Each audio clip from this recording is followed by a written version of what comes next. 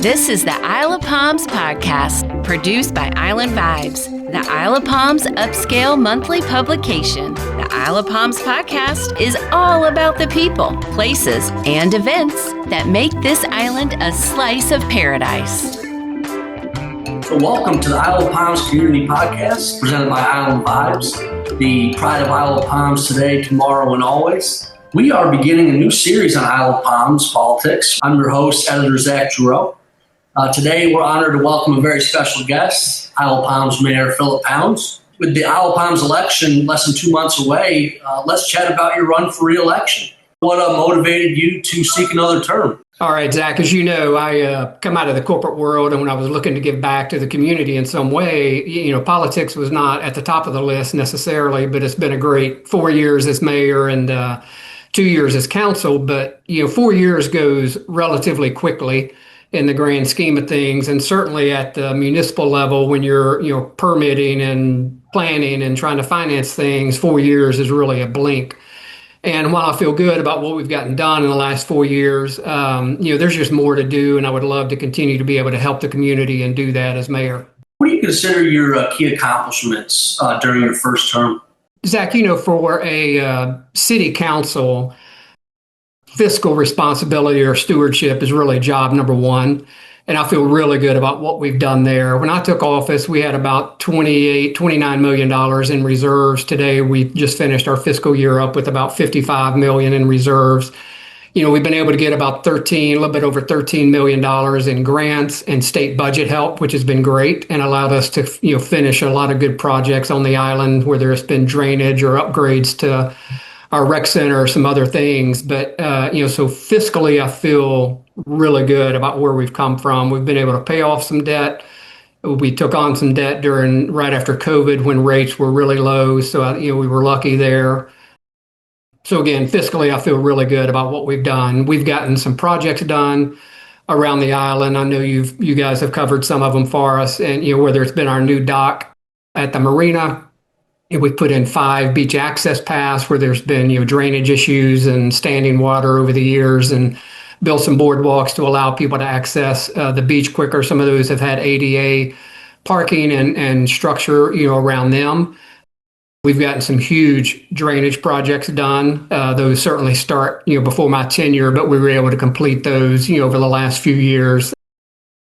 All that feels good, Zach, and we've had numerous resident opportunities for engagement, whether it's been our text out service, weekly office hours. I do a monthly coffee. We've had numerous board and committee opportunities for residents to be engaged with. So I feel good about, the way we've been able to engage the community and the opportunities we've given them to kind of have a voice, if you will, on the future. And again, just around our drainage and infrastructure projects, I feel really good about that. The other piece, Zach, that is not a headline getter necessarily, but I've spent a lot of time from a relationship standpoint, whether it be in the Low Country or at a state level, really trying to repair some of the relationships. During COVID, we were all on edge and things were tough and everybody was just trying to do the right thing. And, that's in the eye of the beholder for sure. There were just some relationships at the state level that we needed to improve. At the local level, we needed to improve. And those, Zach, that just takes day-to-day, hand-to-hand combat, if you will. Again, it's not, something you're doing in the headlines, and it's not something that gets a lot of attention, but it takes a lot of time to repair those relationships.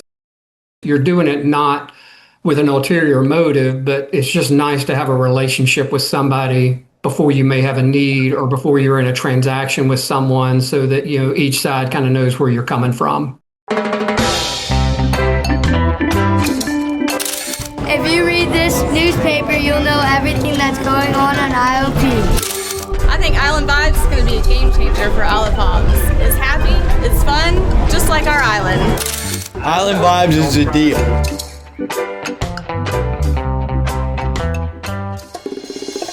You're watching the Isle of Palms podcast. What are your top priorities this next go around if reelected? Fiscal stewardship and responsibility is job one. We've got to be smart with our money.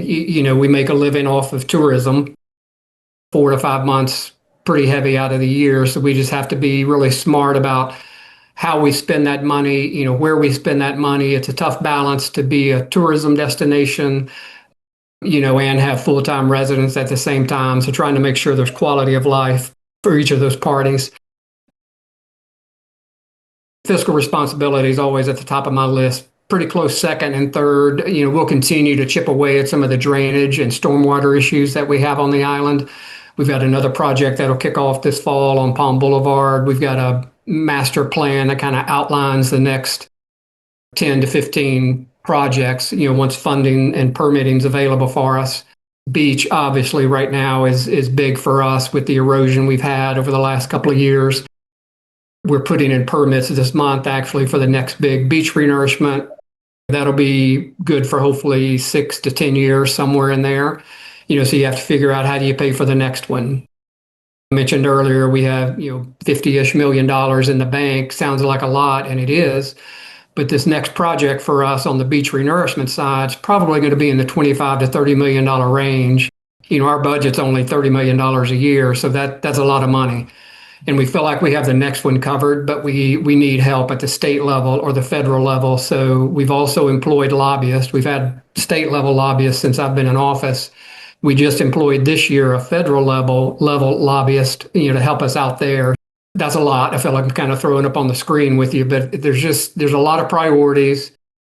The top thing on my whiteboard is to stay focused. It's strategy, it's longer term. Yes, there are day-to-day issues that we need to take care of, and our staff does a good job of that. There are some strategic, long-term, either financial needs or project needs that we certainly need to keep our eye on, and that's where I would tend to focus in my next term. Aside from the larger issues facing the island, what issues do you see residents are faced with sort of on a day-to-day issue? From a day-to-day standpoint, traffic is probably number one, and we're just coming off of our busy tourist season. We've had some conversation about engaging in a traffic study.